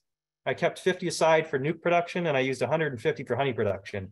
And it's funny looking back on all this information. It's like I had just barely enough honey production to pay for my time, right? Because I don't like in a commercial standard, 150 colonies is nothing. Like that's considered, go get a real job, right? And I was able to secure enough honey from the 150 colonies that produced honey to at least have some sort of revenue coming in, so that my business had something to keep going, and where I could still, be full-time, with bees. And it's not like I wouldn't take on a part-time job if I needed to, but it was just kind of like this Hail Mary, what can I do with 150 colonies? Because I didn't have enough money to go buy, 300 packages. I kind of tapped out at 200 packages. So I needed to be able to spread those packages around and the new production and honey production. And there it is. It's the first time since I bought bees since 2008. So it was a humbling experience. This is kind of a general picture of what it looks like when I make up nukes. Again, this is like when they're freshly made up, the division board feeder in the middle of the super, 2 4-frame nukes on the left and the right of the feeder. And the stereotypical way you make them up, frame of honey, frame and a half of brood, and a frame of pollen, and or just kind of empty comb, or heck, sometimes if you got a lot of resources, I throw in like a frame of eggs and larvae in there, and it's neither here nor there. But that's the basic recipe that I use to make nukes up, which is nothing new because a lot of people are doing that as well. So here's the plan that I was able to execute, and then the results. I was able to harvest 80 pounds of honey per colony, which is phenomenal. And it's actually kind of, it was perfect the way that it's set up. The way that the packet, when you start with just 3 pounds of bees in April, I'm used to starting in my whole apiary with like 5 pounds of bees or 4 pounds of bees, or, sometimes maybe 10 pounds of bees because they're double deeps overflowing with bees. So my whole apiary was kind of limited to just 3 pounds of bees in each colony from April 23rd or April 22nd, whenever it was when I installed them. And from those colonies that I designated honey production with on 3 pounds of bees on drawn comb, obviously I'm not, it's like the bees didn't have to work hard. Everything was drawn comb, frames of honey, frames of pollen. So all they had to do was have queens that were viable and lay and build up population. But by the end of it all, 80 pounds per honey, 80 pounds of honey per colony I was blown away by that. And at the same time, if the late summer honey crop failed, like for me, if basswood didn't produce, I would have had a really bad year. I would have probably had only maybe 30 pounds of honey per colony, but it all timed out right. Basswood produced, and I was at the same time that the packages were able to build up a viable population to produce honey with, and I was able to get away by the skin of my teeth with 80 pounds of honey on the colonies. And then here's the funny thing, and actually not the funny thing, but it blew me away. And anything, it makes me want to kind of like scream from the mountaintops to those that are buying packages to take a look at what you're doing. I was able to take 50 packages and make up 300 nucleus colonies with these packages. So for every nuke they produced, for every colony I was able to increase by 6. I couldn't believe, I was amazed by that. At the end of the year, I was like starting to tally up all the numbers, like, wow, 300, huh? Who would have thought? And then again, the devil's in the details. I had drawn comb, I had frames of honey. If you're doing this on foundation, as someone who's just beginning, you're going to see probably maybe only 3 out of every package, or maybe 2. It depends on your location, your management, your equipment, yada, yada. But my whole idea is like, if I can do this with packages, then why aren't more people doing this? And I still don't know the answer, other than the fact that maybe it's just too much hard work, and a lot of people don't like that, and they just want to do what I guess is easier, which is understandable. It's just human nature. But if there's such a shortage in our area in the Northeast for locally, for overwintered nucleus colonies, heck, you can just buy some packages to jumpstart your operation, your nuke program with, and then raise some queens, install them in your nukes, and the next year you got genetics that are adapted to the locations. You're kind of already in the right direction. But anyways, that's a whole other discussion. At the same time, my objective was to requeen as many packages as I could with daughters from my survivor queens, which I did to the best of my ability. And there was probably, I'd say maybe 75, 60. I shouldn't say the percentage because I don't know what it was. I feel like there was a little more than half. So like 65% of my apiary in the honey production side was requeened with new queens. There was a good percentage that were not. So this was the most conflicting point in my career with beekeeping, because it's been so long since I started to treat, and it's kind of silly. But I think every human being struggles with this to some degree or another. I was always thinking, well, geez, if I start treating, what is everyone going to think? And at the same time, I was thinking, who the heck cares what everyone thinks? Like, this is my business. This is my livelihood. I just need to go with what my kind of let your conscience be your guide. I kind of have proven to myself that I don't need to prove to anybody. It's like I'm trying to do this. I'm trying to raise my family, pay my bills, and I'm trying to do what's right. I want to do what's right all the time. But at the same time, I kind of had to stomach the fact that it's like, whatever, I'm just going to do what I needed to do to keep bees alive at this point. And I wanted to do so in a way that was, kind of easy too. I was thinking, well, like, am I going to just jump in and start using amitraz, or am I going to just start, do I want to stick, towards the organic, which I was always more in favor to the organic treatments. But to explain all of this, I felt like a novice because I haven't used treatments in so long. I was like, well, what do you got to do? And, how do you do this? And I just felt kind of like it was this area of beekeeping that was completely foreign to me in some ways. Not that I'm bragging or anything, but it was like a learning curve. And I'll be honest with you, with Formic Pro, I still have a lot of kind of like, I don't know what to think, but it's kind of interesting. It's like, going to a used car salesman, and when everything looks nice and clean and really articulated nicely on the package, and it states, here's the efficacy and all this other stuff, but then you start going back and like looking at the results, and you're like, wow, that's not what it was advertised to do, and it's not looking like it did, amounted to about anything in some colonies. And other colonies look like it did well. So my whole idea, I guess my point is that and it looks like, from what I can gather based upon what I hear and see and behold in the industry at large, that there's a lot of this happening in general with efficacy of treatment. And I guess that's the whole reason why why we need to be diligent about, I guess going back in after you treat to find out if it was effective, right? Like, who would have thought of that? So my point is that after treating, I felt like, well, I just spent a lot of money on something that I felt like, is it even going to make a dent in what I was doing? And here's my point too. In the colonies that I didn't able, in the honey producing colonies that I wasn't able to requeen, by the time I started treating, I only treated them once, and this is in August. So I bought the packages, put them in the colonies, they made a crop of honey. I came back, took the honey off, started treating. And at this point in time, some of these colonies are already falling apart. And to be honest with you, this was new to me. I haven't seen this type of thing happen in my apiary since I stopped treating originally. It's been a while since I actually saw deformed wing virus expressed like with the actual stunted wings. I know there's type A and type B, but the more expressive, like physical observations of deformed wing virus was present in these packaged queens. And I was just amazed that, wow, it doesn't take very long. And if you're not on top of it, boy, these things fall right apart like in a matter of weeks. You could come in on day one, think everything's good, and come back in 2 weeks and they're gone. So it was amazed that again, the resistance or the ability for these bees to deal with mites was so was just hardly there at all. What does it say? I was still able to, here's the thread that you're right, despite all the work that I was doing, I was still able to sell some mated queens. A lot of the queens early on went to my own needs because I was in desperate need of queens to get everything built back up. But as the summer went on, I was able to meet those needs, and then I was able to fill orders for a few customers, which was really nice for me to be able to say, hey, I had some, I had the ability to do that in a year, which was, thinking, well, what the heck was what was I going to amount to? And here's, I guess, and just wrapping everything up. And there's going to be a lot of, I hope there's some questions, because I feel like I can't answer everything, but I'm trying to be as, kind of move forward with the slides.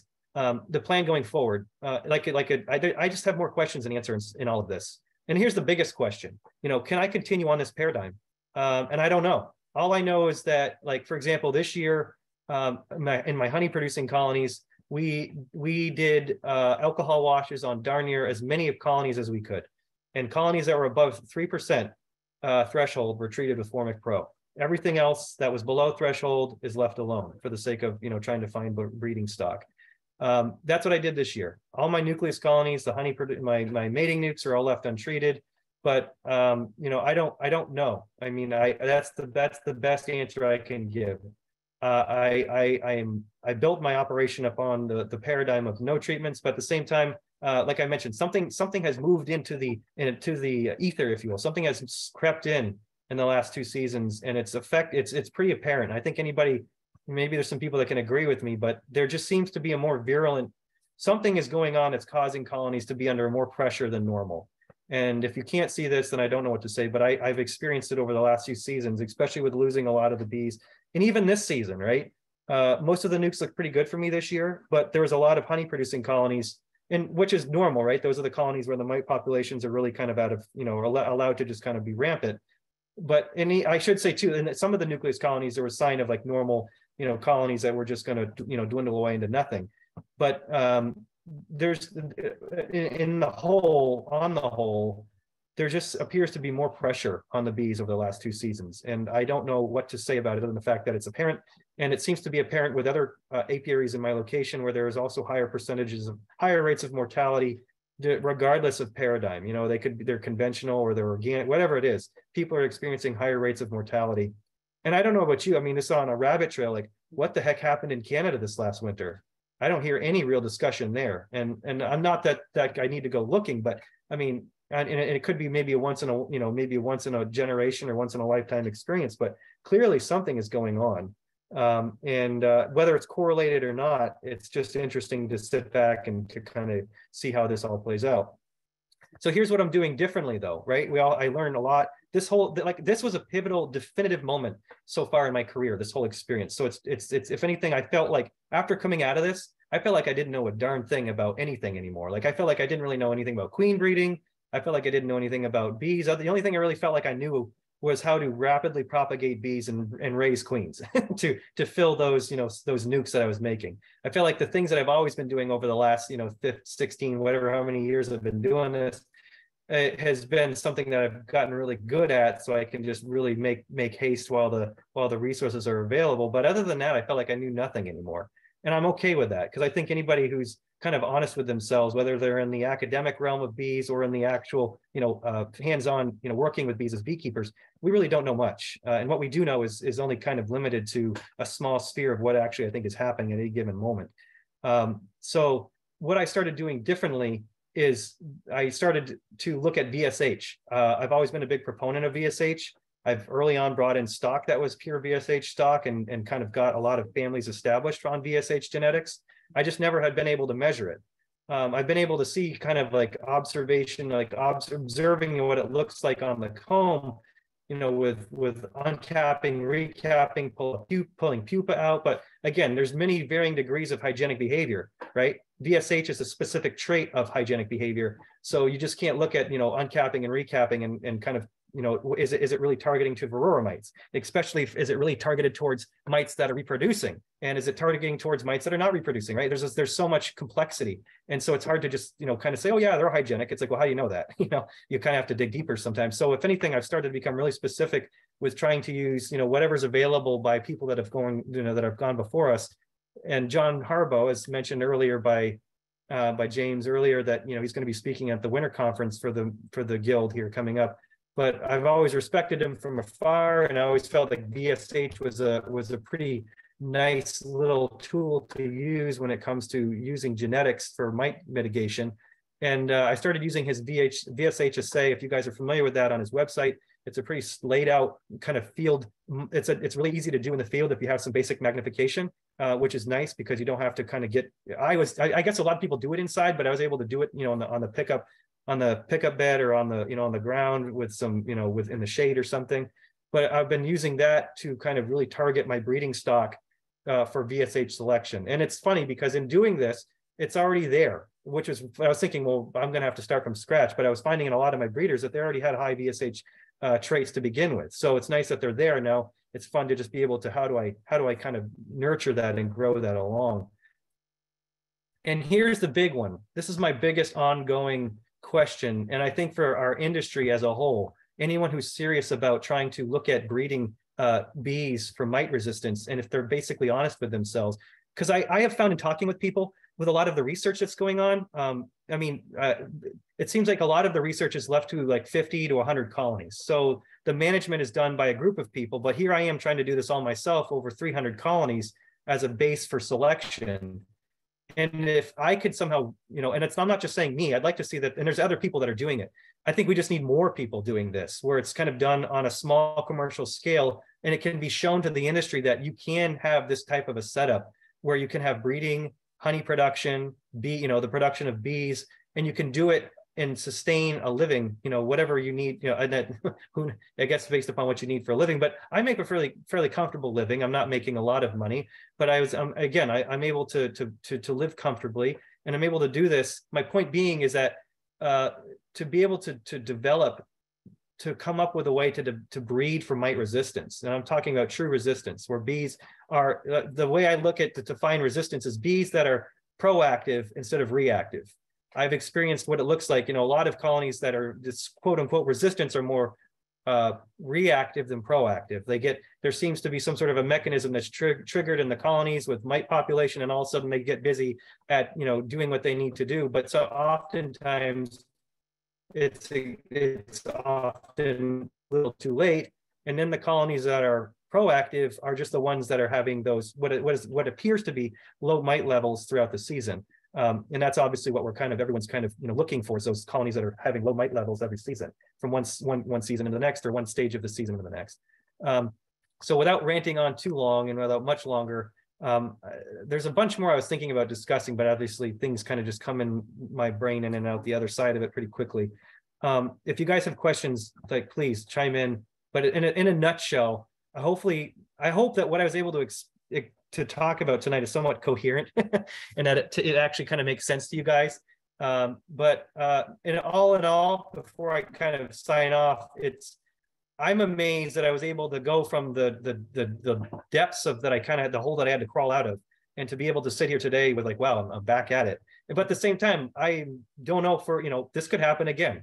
So, and it could happen to anybody. I mean, like, again, what happened in Canada this last winter, you know, was happening to apiaries that have thousands of colonies, if not tens of thousands of colonies in some of them perhaps. And they're, you know, doing everything by the book, and they still see these types of losses. So it's not just left to, you know, someone like me that's doing something a little bit differently. But at the same time, you know, I'm always trying to learn, and I'm trying to expound upon what I've been doing, and try to stay true to something that is, you know, what I feel to be the best way to arrive at an end or a means. But at the same way, I'm not saying that I know everything either. I'm always, if I can be swayed to do something better, then I'm all for it. So, and I thank you guys for, you know, again, having me tonight. Hopefully, again, it was worth everyone's time. Oh, 100%, Troy.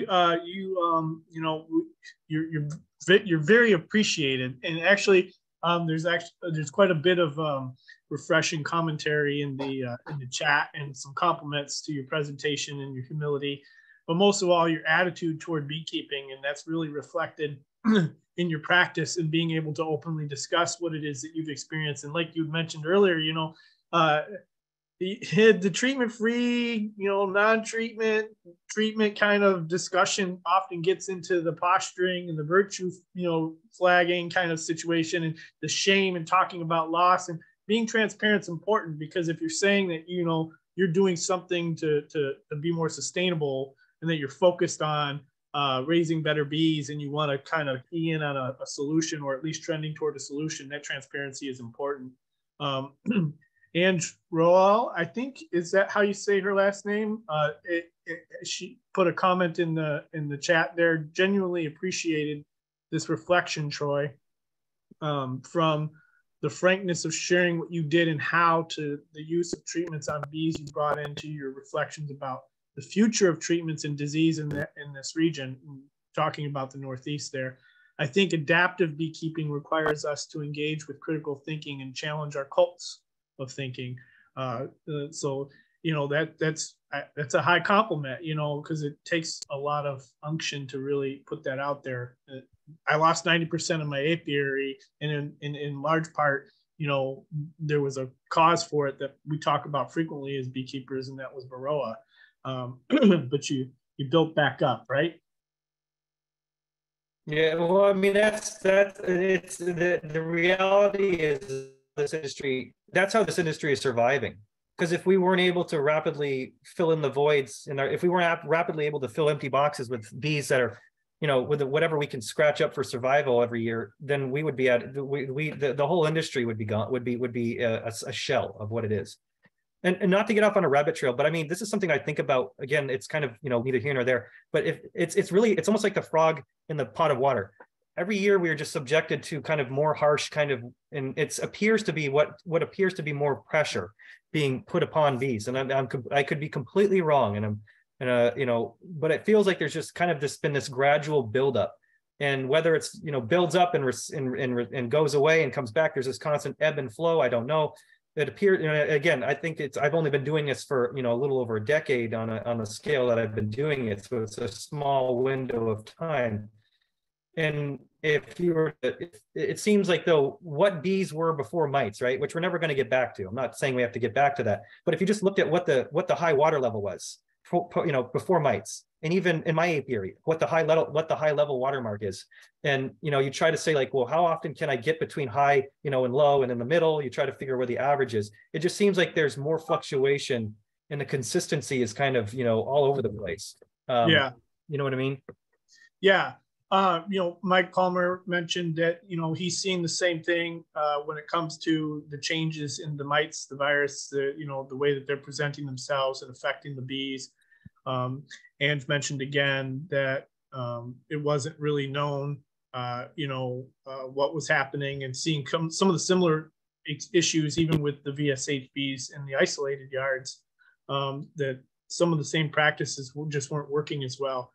So that word adaptive beekeeping, that phrase, it actually makes a lot of sense, because as beekeepers, treatment or non-treatment or whichever sustainable, whichever you want, camp you want to hang your hat on, or if you hang your hat on all camps, you're still a beekeeper, and you're still engaging the bees, and you're still engaging the bees on their terms, and the issues that they're presenting with, be it viruses, the varroa, and the other things that you're dealing with on a regular basis, even if it's just laying workers.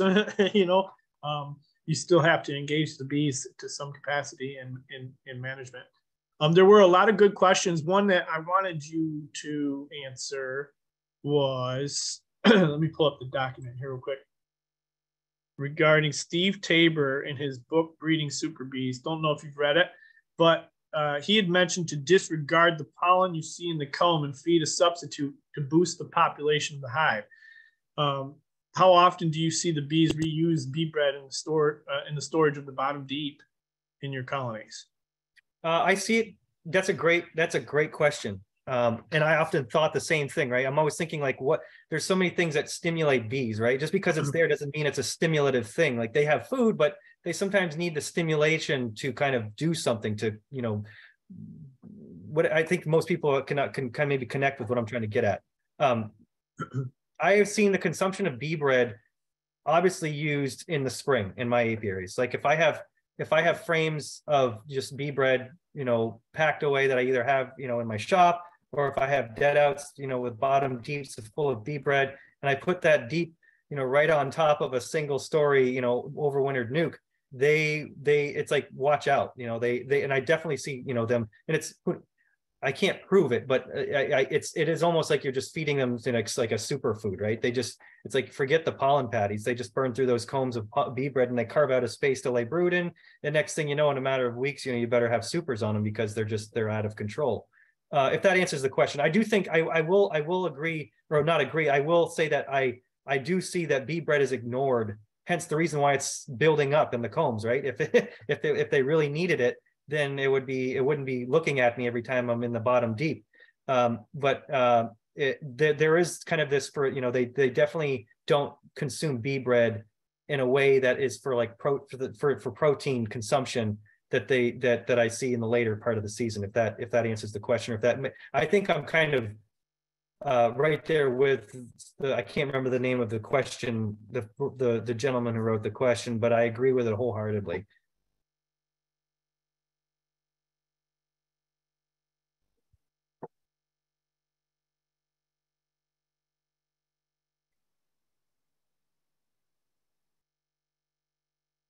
I didn't unmute myself, and I was talking to the camera. I was going to say, I think I heard I saw your lips moving, but I couldn't hear anything. So I was like, oh, did I lose connection? I saw your lips moving, nothing's coming out. Yeah, I'm used to that one. So did you requeen the packages that you purchased with queen cells, virgins, mated queens? All the above. All the above. Yeah, I wanted, and that's my biggest thing over the last several years, is to figure out what's working, what's not working. Mated queens, obviously, you don't get much of a brood break. And it seems like that's the only little window of security that the nukes have nowadays, is the brood break. And so it seems like that's not even working anymore for the most part. Because this year I did the same thing. I have, I've been raising a lot more cells than I need in my mating nukes. So I have this huge abundance of cells. So I'm making up nukes with ripe cells. I'm making up nukes with virgins. And it all seems to kind of be washing out the same in the end. I don't know. I guess to answer the question, I'm using all the above: queens, mated queens, virgins, and cells, ripe cells. What's your favorite? Pick one. That's a good question. Really good question.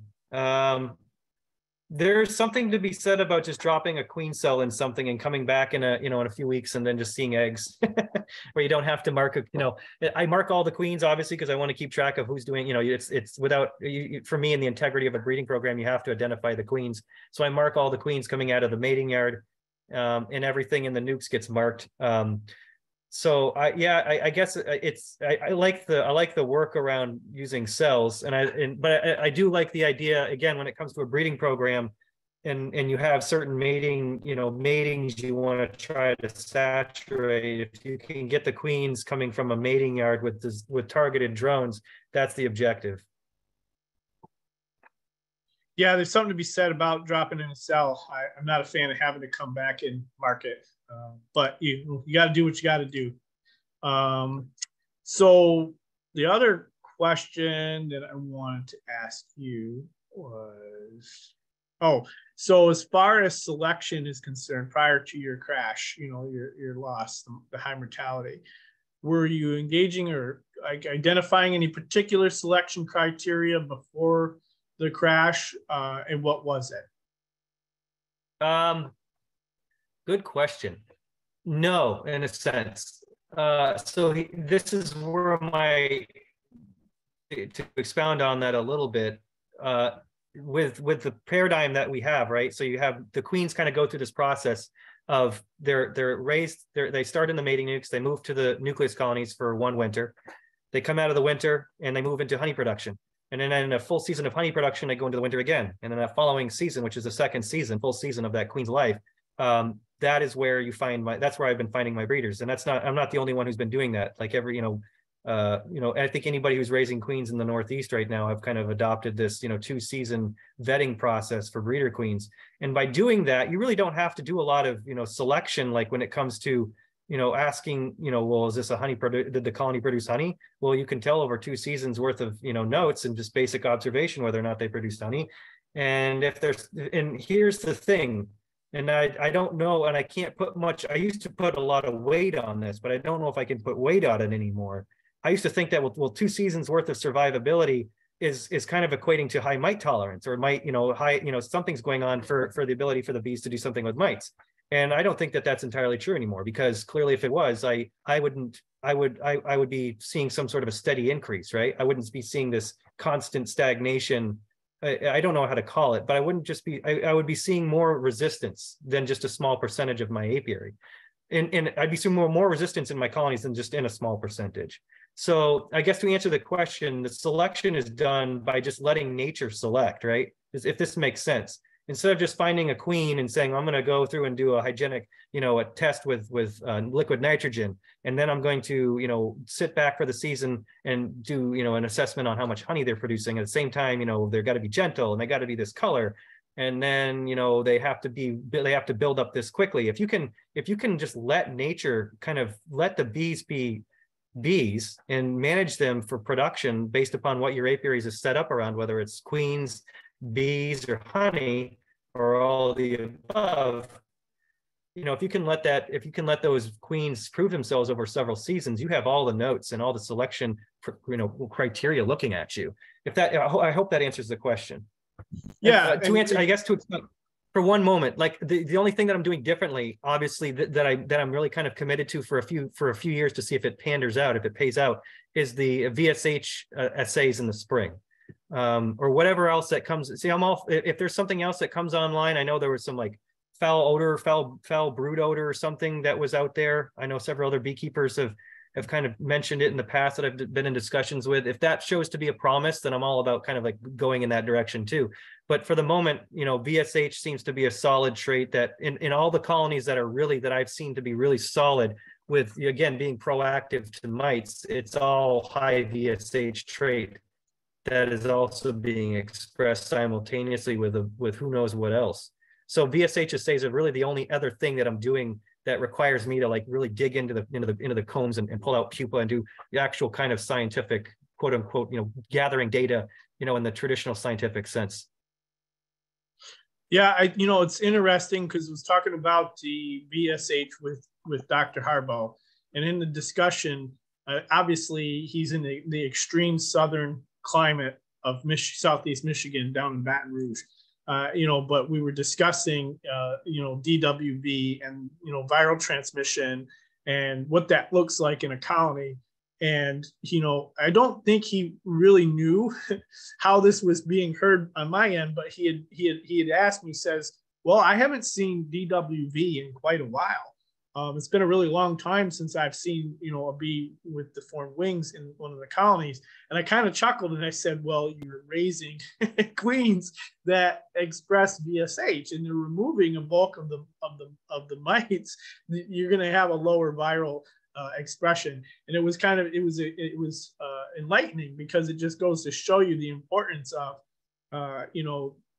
how mites and mite loads impact the viral loads in the colony, and the ability of the bees to actually survive sans viral load is dependent on the presence of the mites.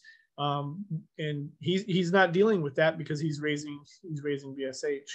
And they're pulling that out, and they're helping with that battle against those viruses. When you cleaned out your dead outs, did you send? Yeah, it's terrible, right? I mean, this is a great question.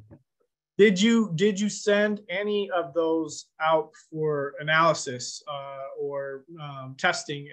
Somebody specified the Beltsville lab. No, I did not. And I guess I haven't had much time to think about it. And when I think about it, I really don't regret not doing it. But I mean, I guess I'm that kind of person where I'm okay with that type of thing too. I don't need to know all the data. There's just so much, there's only so much that one can possess. And then if you have the information, what are you going to do with it? So I did reach out to several entomologists.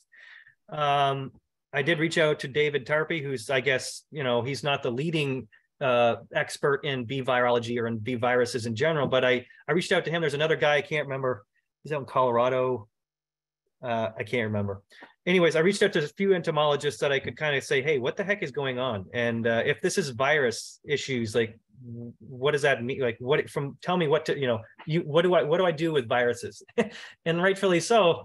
I can't remember if it was Tarpey or the other guy, but they said, we can give you a titer of virus, what the viruses, what you have for viruses in your colony, but there's nothing you really can do about it. It's not like you can vaccinate them, and it's only a snapshot in time, right? It's a constantly changing landscape for the most part, is what I gathered from our conversation. So it's like, we can give you all this information about viruses, but there's really not much you can do about it. And that's kind of like what I've always assumed about viruses and just in general when it comes to honeybees, and that's kind of where I'm at today. If this is truly just a bacterial viral thing, if we can just push through with management and being good, exercising good husbandry over being good beekeepers, we'll just push through this, kind of like tracheal mites. This will just kind of be a little blip on the radar, hopefully, and then we'll get back to business. But if it's, and here's the thing, if it's an environmental thing, and this gets off on a huge tangent I don't want to spend too much time on, but if it's an environmental thing, which is, there's so many factors in that you can just have, completely different rabbit holes, and you can stumble over this all day and all night long, then there's really not much we can do, in my opinion, because some of this stuff is kind of baked in and it gets really political, and you can't change the system, politically, if it's environmental, if that makes sense. I hate to say that, but I'm just a realist about this. Look at, you're not going to change an environmental situation, if it's because of what's being applied on our crops, that how we grow foods and how we farm to feed the masses, then you're not going to change that. Maybe I'm being too pessimistic, but I mean, unless some other entity outside of beekeeping gets involved, it's not going to change, I think, on the behalf of beekeepers. I mean, if it had started killing off birds by the thousands, and it was, apparent that there's, these backbone kind of staples to the environment are falling away, then I think we'll see some political tout there to be able to make some changes. But until then, if it's just beekeepers, complaining about bee losses, they're just going to say, well, good, it's just going to be lip service, in my opinion. Mm-hmm. Now, this question is more mine, and part of the reason why I asked you to come on. And you've answered quite a bit of the spirit of the question, and a lot of the feedback that we get, especially when it comes to the discussion of keeping bees without treatment for Varroa, regardless of your intent or purpose, whether you just want to be what they call, quote unquote, a lazy beekeeper or management free, or you really are trying to engage in survival of the fittest and natural selection or artificial selection, regardless of the intents and purposes, when it comes to sideline and commercial beekeeping, you enter a whole other realm of needs and philosophy, especially if what you're eating this week is dependent on your income. And so the economics of not treating for Varroa in a commercial beekeeping operation are significant. And you had mentioned that there was a great cost with purchasing the packages. I think you threw out 30,000 in there somewhere. Well, what I want to know is, in the grand scheme of things, based on your practice, at least your financial stewardship, how deeply did it impact you as far as the expense of the loss and still being able to, yeah, granted you picked up your operation, but were you still in a position where you were able to maintain a semblance of your normal routines, lifestyle, financially? Yeah, good question. Wow, that's a good one. Yeah, I had to stop paying myself for 2 weeks.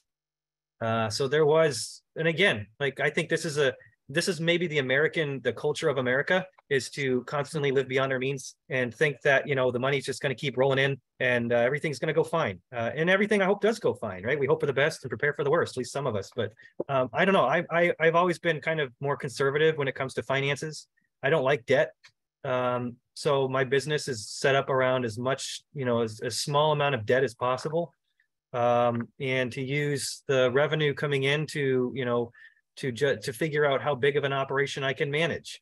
If the revenue isn't all that big, then that means that I have to be careful with what I do for growth, because growth requires more cash flow.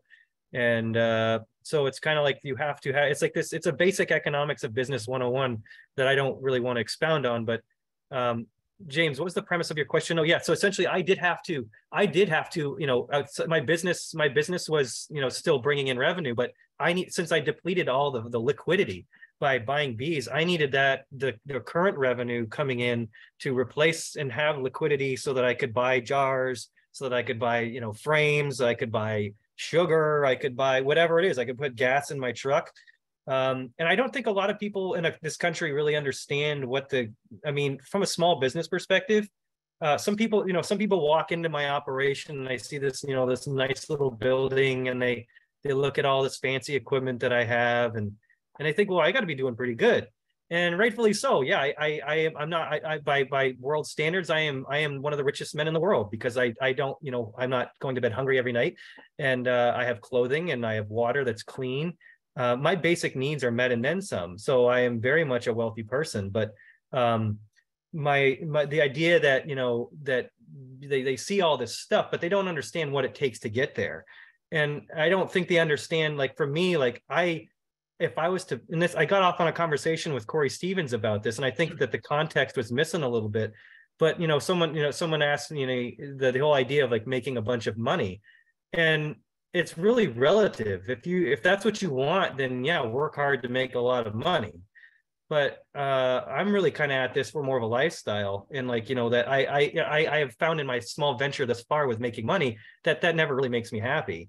And that what really makes me happy is doing what I do with bees, having, the relationship with my family, with my children and my wife, being able to, have this camaraderie in the community of beekeepers we're all like-minded. We're all fascinated and deeply kind of, mesmerized by what we do with bees. That's really what makes me tick. And I can keep my business pretty, when it comes to paying myself. I mean, here's the reality. Throughout I think even up until a few years ago, I was just paying myself $600 a week. How many people can live on that? Not too many, I don't think, right? We're always complaining about, inflation and yada, yada, rightfully so. But again, I from the beginning, I never really had much debt. So if you can get the debt down and you're not constantly paying somebody, which is, again, I understand the struggles of, acquiring things. Some people just don't have the money, and neither did I. But again, at a young age, if you can kind of start from a point of, building something up and having liquidity, then liquidity will always, in a sense, follow you around if you're good with savings and knowing, to live within your means. But I mean, just up until a few years ago, like, again, I was paying myself this measly little salary that I couldn't even pay help, right? I'm paying help the same price I'm paying myself. And, I'm paying myself more now. I'm able to do that, but it's taken years to build up a little thing to be able to stand on and say it's the revenue coming in is something I can actually make. Hey, I can make $50,000 this year. Who would have thought? So it's the devil's in the detail. Some people aren't really forward about that stuff, but I think I don't know. I got nothing to hide. And if people really want to, if they look at something and say, well, that's nice, and they want to know like the dirty little details, that's what it is. And again, it's really a mindset about how to really live within your means if you're going to do this on a scale of, from I think if Michael's still listening, I remember I had a discussion with Michael Palmer when I was visiting him I think it was 2009 or 2010, or was helping him catch queens. And I was just blown back by this whole experience. I was like, boy, I got to try to do this. And I remember asking him if beekeeping, if this industry was something viable to get into, and like any honest person that could say something to somebody that was in their mid to early 20s at the time, he just said, don't quit your day job. And that's that's the truth of the matter. It's just and like I've told to several people, like I had to kind of prove to myself that this thing that I was doing with bees was going to be able to stand on itself, and I had to be able to be patient enough to wait for it to do its thing. Because if you're just expecting to get bees and in 2 years, or maybe in a year, whatever, in a season, 2 seasons, turn around and start to do something, you probably are fooling yourself. For me, it's taken over a decade, 5 years to a decade at most, to be able to build up what I have, where I'm finally standing on 2 feet. So I mean, we all have to do whatever we have to do. And that's just my little 2 cents about it. My range. Yeah. So, Bill, like you used the term earlier, rainy day fund or rainy day money. And basically, the long story short is you kind of anticipate loss, even if there is no loss, and you kind of build that into, the future course of business, and you're ready for that. Obviously you don't want it, but you're prepared for it. And you were able to support your philosophy of beekeeping based on the alignment with your goals and your financial practices. So obviously, not treating, you knew that loss was maybe not inevitable, but definitely could have been part of the equation. So you mentally are ready for that, but also preparing for that so you can stick to your game plan, your philosophy, and approach sustainability within your sense of what that is. For me, I went from hobbyist to almost sideline. I'm working up to sideline status, I guess you could say. But I went from hobbyist to sideline because my wife told me that if the bees didn't survive the second winter, I couldn't keep them no more. So, that if they don't live, then we're done. And I was like, well, I guess I got to find a way, because I really wanted to keep bees. So it's been a spectacular discussion. I'm super grateful that you decided to join us. I've known of you and heard you speak on many occasions. And I've always been grateful for your demeanor and your approach, and also our personal conversations. It was very encouraging. The idea of finding like-minded beekeepers, whether you're on the same philosophical stance as far as treatment is concerned or not, we are all keeping bees, and we can all learn so much from each other. And the curve, I don't think the curve ever ends. You're constantly, learning something and applying something new and diverse. And, that's what the Bee Guild is all about. And that's why we're encouraging people, to participate in the Sustainable Beekeepers Guild of Michigan. That's why we're encouraging you to attend the conference. We don't just want your money. We'll take your money to spread the philosophy and build up other beekeepers and new beekeepers, and help provide support to those that are just getting into the wonderful world of beekeeping. And if you sign up today at the Bee Club, it's SBGMI.org. You could go into the shop, and if you register and use the coupon code What was the coupon code? I forgot. Somebody know what it is? Oh yeah, Bees for Life. You use the Bees for Life coupon code. We'll knock off $20 tonight until midnight. So go ahead and get that registration going. Troy, once again, I'll make the recording available. We'll send the links out to you so you can get out to your people that asked about it. And we'll get information posted on social media for those that are looking for the recordings as well. All right. Thank you so much, everybody. Thanks, Troy. I'll chat with you real soon. Have a good night, everybody. Good night.